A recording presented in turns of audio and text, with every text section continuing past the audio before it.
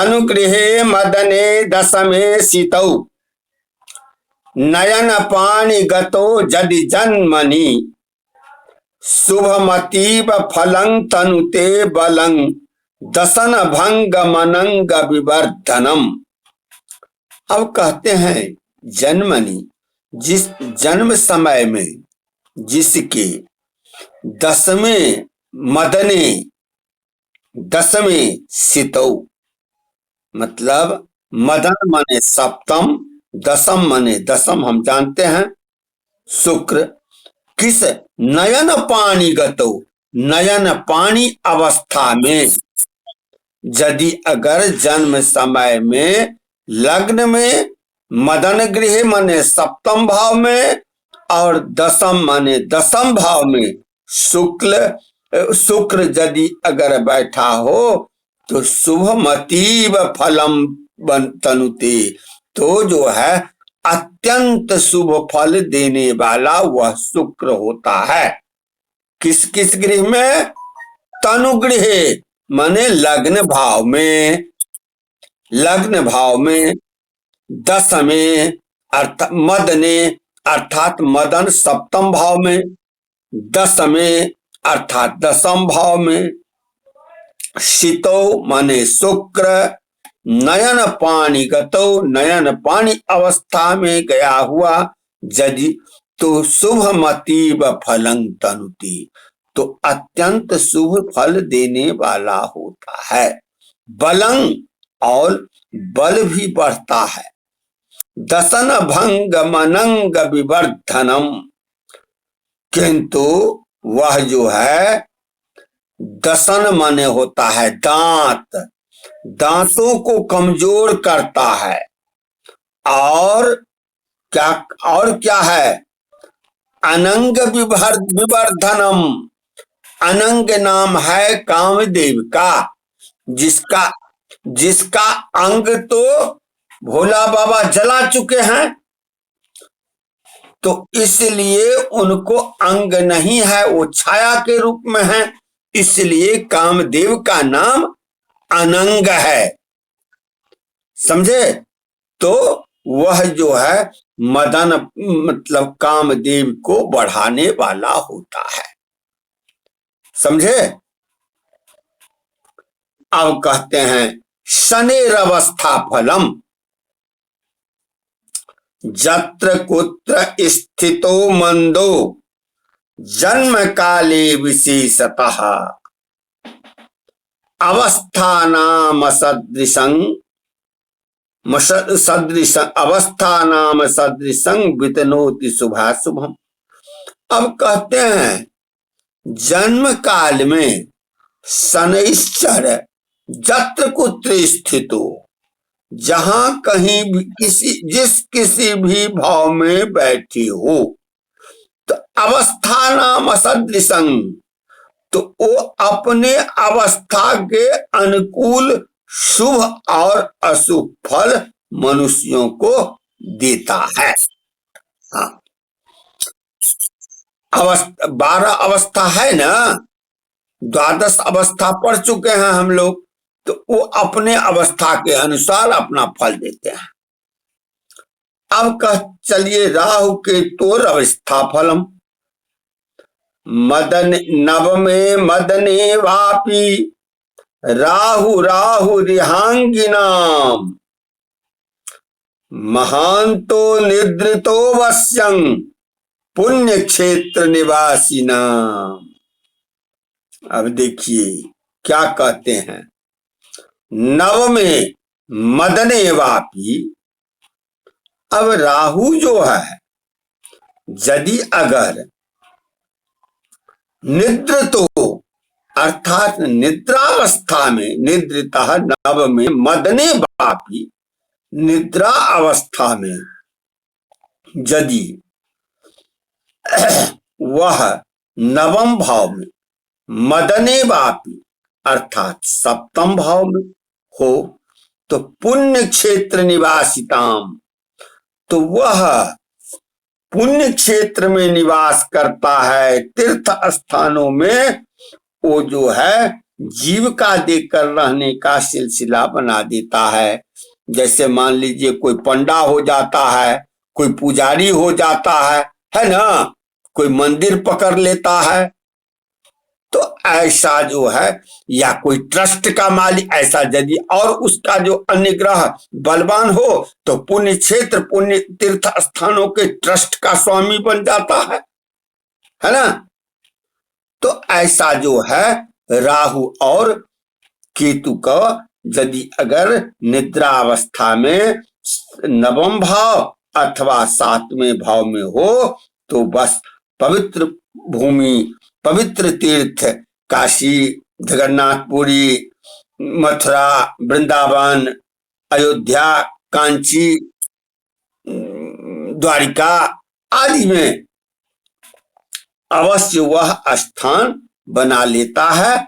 अर्थात कहीं भी जन्म हो किंतु तीर्थ स्थानों में जीविका देकर रहने का सिलसिला बना लेता है। ऐसा सिद्ध जनों का कहा हुआ है, सामान्य लोगों को नहीं।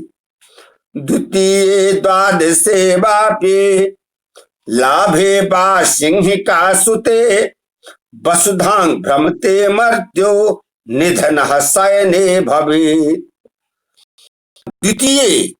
द्वितीय भाव में, दसवें, द्वादशे यानी 12वें भाव में,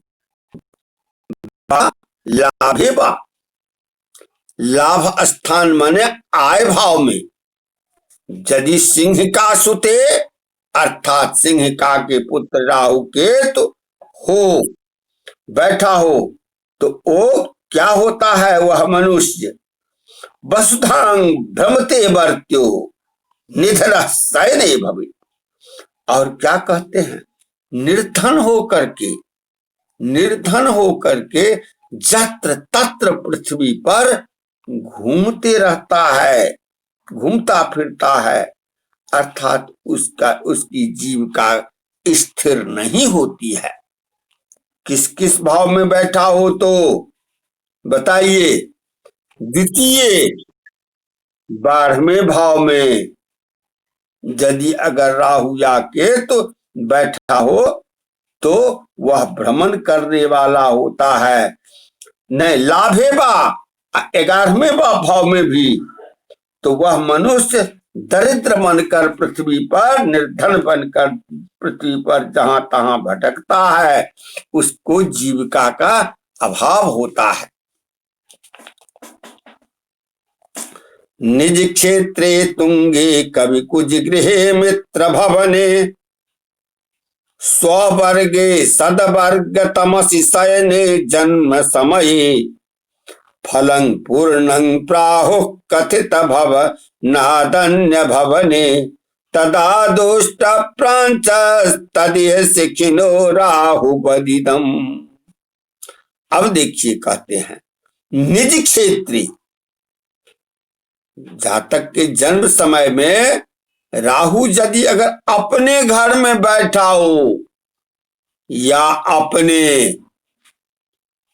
तुंगे उच्च स्थान में बैठे हो, मित्र भवने, कवि कुज गृह, कवि नाम शुक्र, कुज नाम मंगल के घर, मित्र के घर में, स्ववर्गे अपने वर्ग में, सदवर्ग यानी शुभ ग्रह के वर्ग में, तमसी शयने जन्म समय, शयनावस्था में यदि अगर वह बैठा हो तो क्या समझते हैं, वह राहु नीच मनुष्यों का पुरोहित, फलं पूर्णं प्राहु कथित भवना दंड भवने तदा दुष्ट प्रांचस्तदिह सिखिनो राहु बदिदम।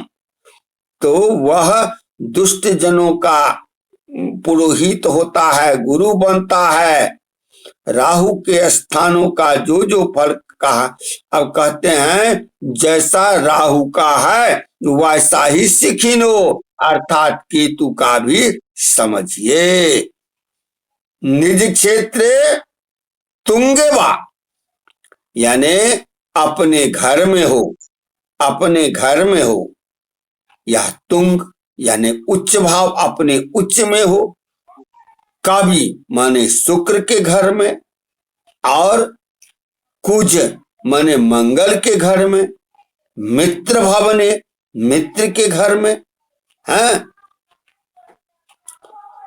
सदवर्गे शुभग्रहों के खंडवर्ग में, स्ववर्गे सदवर्गे अपने वर्ग में या शुभग्रह के वर्ग में हो, तो वह तमसी शयन जन्म और शयन अवस्था में हो तो वो जो है अवश्य शुभ फल प्रदान करता है।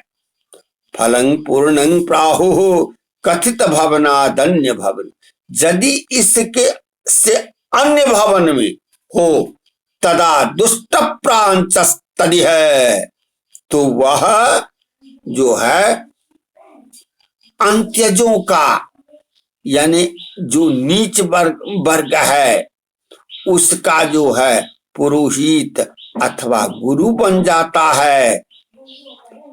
अब ऐसा जो है दुष्ट शिखिनो राहु बदिदम, राहु इव बद इदम शिखिनो, जिस प्रकार राहु के का फल कहा गया है वही केतु का भी फल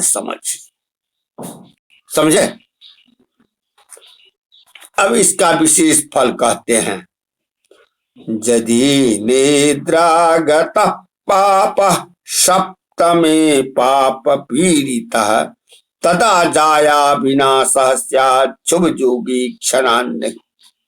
अब देखिए, यदि पापग्रह जो है वह पाप पीड़ित हो और निद्रावस्था में हो, वह पापग्रह से पीड़ित हो और निद्रावस्था में हो, सप्तमी और सप्तम भाव में गया हुआ, तो क्या होता है, तदा जाया विनाशा, तो पत्नी का नाश हो जाता है, उसकी स्त्री मर जाती है। स्यात् शुभ जोगे क्षणा नहीं, यदि यदि सातवें भाव को शुभ ग्रह द्वारा देखा जाता हो या शुभ ग्रह भी बैठे हो तो स्त्री का नाश नहीं होता है। स्यात् शुभ जोगे, शुभ ग्रह के योग, या ईक्षण माने देखा जाता हो तो नहीं, तब नाश नहीं होता है। निद्रितो रिपुगेहस्थो रिपुयुक्ते क्षितो मदे भार्या विनश्यति क्षिप्रं विधिना रक्षितामपि रक्षितापि चेत्। अब कहते हैं निद्रितो रिपुगेहस्थो रिपुयुक्ते क्षितो मदे। अब कहते हैं क्या, देखिए, यदि पापग्रह जो है वह निद्रावस्था में हो और रिपुगेहस्थ हो, शत्रु के घर में बैठा, शत्रु ग्रह से में बैठा हो, शत्रु ग्रह से युक्त हो या शत्रु ग्रह से देखा जाता हो, तो मतलब वह सातवें घर में बैठा हो तो भार्जांग विनश्यति क्षिप्रम, निश्चित उसकी पत्नी की नाश हो जाती है। विधिना रक्षिता पिचित, यदि ब्रह्मा भी रक्षा करें तो भी उसकी स्त्री शीघ्र मर जाती है ना, समझ गए। चलिए, शुभ जोगे क्षणादेका विरस्यति परा नहीं, शुभाशुभ दृशा भार्या कष्ट युक्ता नृणाम भवेत्। अब कहते हैं कि यदि, या देखिए गौर से, कुंडली को ऐसे फलादेश मत कर दीजिए, उसको बढ़िया से गौर से देखिए। कि शुभ जोगे, यदि अगर वह सप्तम भाव में शुभ ग्रहों से युक्त हो अथवा शुभ ग्रह के द्वारा देखा जाता हो, है, तो उस पुरुष की एक विनश्यति, पड़ा नहीं, एक स्त्री तो मर जाती है पर दूसरी स्त्री नहीं, उसको दूसरी स्त्री जीती है, रहती है। भारजांग विनश्यति क्षिप्रम शुभाशुभ मदृशा भारजा कष्ट युक्ता नृणांग। और यदि सातवां भाव शुभ ग्रह और पाप ग्रह दोनों से यदि अगर दृष्टिया युक्त हो तो उस पुरुष की स्त्री सदा रुग्णा होती है, रोगिणी होती है। समझ गए? शुभ जोगे क्षणादे का, शुभ मतलब ग्रह के योग से शुभ ग्रह के द्वारा देखा जाता हो तो एका विनश्यति, तो एका स्त्री विनश्यति, एक स्त्री की मृत्यु हो जाती है, परा नहीं, दूसरे को की नहीं। यदि शुभाशुभ दृशा भारजा कष्ट युक्ता नृणांग भवेत, यदि शुभ और अशुभ दोनों ग्रह के द्वारा देखा जाता हो तो वह मरती नहीं है, वह उसकी पत्नी सदा रोगिणी रहती है और दवा पर जीती है। क्या समझे ना? अच्छा, अब आपको भारजा का सुख तो मिल गया, अब पुत्र सुख योग संतान के विचार में कहते हैं, अपत्य भावे यदि तुंग गेहि निजालये पापयुतेक्षितश्चेत् निद्रागतोपत्य विनाशकारी शुभेक्षितश्चैकसुतस्य हंता। अब देखिए, अपत्य भावी, अपत्य नाम है संतान का। यदि तुंग गेहे माने उच्च अथवा अपने घर का होकर पांचवें भाव में बैठा हो, किंतु उसको तुंग निजाल है पाप युतेक्षितश्चेत्, पाप ग्रह देखते हो और वह निद्रावस्था में हो तो संतान का नाश करता है, संतान का नाश करता है। फिर कहते हैं निद्रागत शुभेक्षितश्चैक सुतस्य हंता। यदि अगर शुभ ग्रह के द्वारा देखा जाता हो तो एक पुत्र को जीवित रखकर अन्य संतानों का नाश कर देता है। शुभेक्षितश्चैक सुतस्य हंता।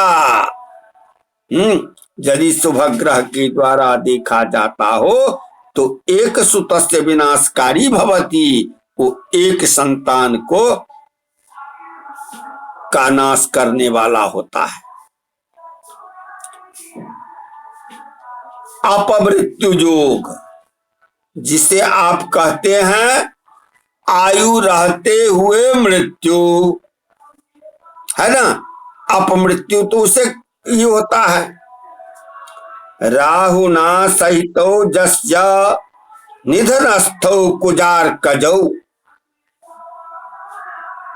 अब देखिए, और अपमृत्यु भवे तस्य शस्त्रघाता नो संशय। राहुना सहितो जस्य, जस्य जन्मनि राहुना सहितो कुजार कजौ, निद्रावस्थागतौ निधनस्थौ तस्य शस्त्रघातात् अपमृत्यु भवेत्। राहु यदि जिसके जन्म समय में निद्रावस्था में अष्टम भाव, निधन भाव मने अष्टम भाव में, हाँ, कुज और अर्कज मने शनि के साथ बैठा हो तो अपमृत्युर्भवेत् तस्य, ऐसे जातक का अपमृत्यु होता है। किस बहाना से? तो शस्त्रघातात् न संशय, शस्त्र से माने भाला, बर्ची, तलवार, तीर धनुष, ये सब तो अब समाप्त हो गया। कहिए राइफल, वो छोटा वाला होता, बम आदि सब से उसकी मृत्यु हो जाता है। समझ गए? राहु ना सहितौ जस्य, राहु ना सहितौ कुजार्कजौ, कुज और अर्कज मने शनि, अर्कज हाँ सहित मने साथ, राहु मंगल शनि यदि साथ साथ आठवें भाव में बैठ जाए तो शस्त्राघात से उसकी मृत्यु होती है, इसमें संशय नहीं। हाँ, निधनोपि शुभो जस्य पापारिग्रह वीक्षितः तदा मृत्युर्विजानीयात् दाहवे शस्त्र पीडनात्। जिसके पापग्रह अथवा शत्रुग्रह से देखा जाता हुआ शुभग्रह भी निद्रा अवस्थागत निधनोपि शुभो जस्य पापारिग्रह वीक्षितः तदा मृत्युर्विजानीयात् दाहवे शस्त्र पाणिना। जस्य जिनके जन्म समय में पापग्रह अथवा और शत्रुग्रह से देखा जाता हुआ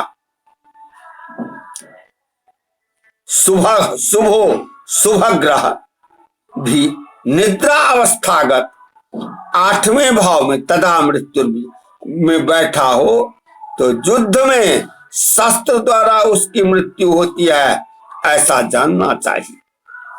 शस्त्र पीडनात्, ऐसे नहीं, शस्त्र पीडनात्। यदि आठवें भाव में शुभ ग्रह बैठा हो और पापग्रह के द्वारा अथवा शत्रु ग्रह के द्वारा देखा जाता हो तो उसका निश्चित है शस्त्र पीड़ा से मृत्यु हो जाती है।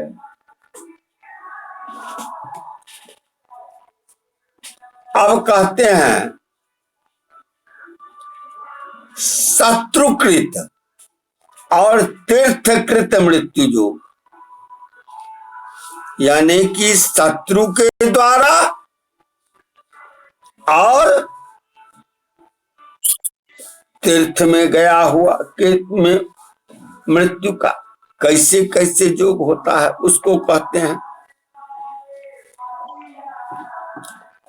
जदा निद्रायुक्तो निधन भवनं पाप मिलितः शयानो वा मृत्युं व्रजति रिपु कोपेन मनुजः। यदि निद्रावस्था से युक्त शयानो वा पाप मिलितः और पाप ग्रह निधन भवन में बैठा हो, निद्रावस्था में से युक्त ग्रह यदि अगर आठवें भाव में बैठा हो तदा मनुजः रिपुकोपेन मृत्युं व्रजति, शत्रु के कोप से उसकी मृत्यु हो जाती है। फिर कहते हैं शुभे दृष्टो युक्तो निज पतिजुतो वांत समय नरो गंगा में व्रजति हरि सायुज्य पद में। आहा हा हा, ऐसा तो होना ही चाहिए। हाँ, हरि की हरि के सायुज्य में मृत्यु हो जाए, इससे बढ़ के क्या हो। क्या कहते हैं, शुभैर दृष्टा यदि ग्रह शुभ ग्रह से दृष्ट हो, जुतश्च यानी कि जुत हो, निज पति जुत और अष्टमी से निजुत और अष्टमे से जुत हो, तदा अंत समय न रहा, तो अंत समय में हरि गंगा में ब्रजति, मतलब गंगांग एत्य हरि सायुज्य पदवीम, यानी उसकी मृत्यु जो है गंगा तीर्थ में किनारे में पहुंचकर देवताओं का स्मरण करते हुए सायुज्य यानी कि मोक्ष प्राप्ति होता है को प्राप्त कर जाता। सायुज्य का अर्थ है मोक्ष प्राप्त कर जाना। समझे? बढ़िया से समझ के। ये यदि ग्रह निद्रावस्था अथवा शयनावस्था का होकर पापक ग्रहों के साथ 8वें भाव में बैठा हो, तो वह मनुष्य शत्रु के क्रोध से, लड़ाई झगड़े आदि में या प्रपंच में शत्रु के प्रपंच से मृत्यु को प्राप्त करता है। यदि वही ग्रह शुभग्रहों से निद्रावस्था में हो या शयनावस्था में हो, शुभग्रह से दृष्ट हो अथवा युक्त हो या अष्टमे से युक्त हो, अष्टमे से युक्त हो, तो वह मनुष्य मृत्यु काल में गंगा के किनारे तीर्थ स्थान में पहुंचकर भगवान हरि का स्मरण करते करते और इस भवसागर से पार हो जाता है। अर्थात सायुज्य पार करके उनको जो है मतलब अपना कहाँ चले जाते हैं। हाँ, चलिए अब तीर्थ क्षेत्र लाभ जो एक श्लोक 22वां श्लोक के बाद ये अध्याय संपन्न हो जाएगा, इसलिए पढ़ाते हैं। जदा पश्येदंगं तनुभवन नाथोष्टम पतिर्मृतिं धर्माधीशो जनुकित तपः अस्थानमथवा शुभाध्यामाक्रान्तं नवम भवनं पापरहितं वरक्षेत्रं प्राप्य व्रजति मनुजो मोक्ष पदवीम्। जदा पश्येद अंगम, हाँ, यदि तनुभवन नाथो, यदि लग्न के स्वामी जो हैं, जन्म समय में लग्नेश जो है लग्न को देखता हो, पश्चन अपने भाव को वह देखता हो, अष्टम पतिर मृतिं धर्माधीशो जनुकित तपः स्थानम, अथवा अष्टमेश 8वें भाव को देखता हो और धर्माधिप जो है धीश नवमेश 9वें भाव को देखता हो, च तपः स्थानम, अथवा तो अथवा शुभग्रह 9वें भाव में बैठा हो, तपः स्थान में शुभग्रह बैठा हो और शुभाभ्यामाक्रंतं नवम भवनं पाप रहितम, और जो है 9वां भाव पाप ग्रह से न दृष्ट है न जुत है, पाप रहितम वरक्षेत्रम प्राप्यम, तो वो मनुष्य बहुत बड़े स्थान तीर्थ स्थान में प्राप्यम व्रजति मनुजो मोक्ष पदमिम, तीर्थ स्थान में मरकर वो मोक्ष पद को प्राप्त करता है।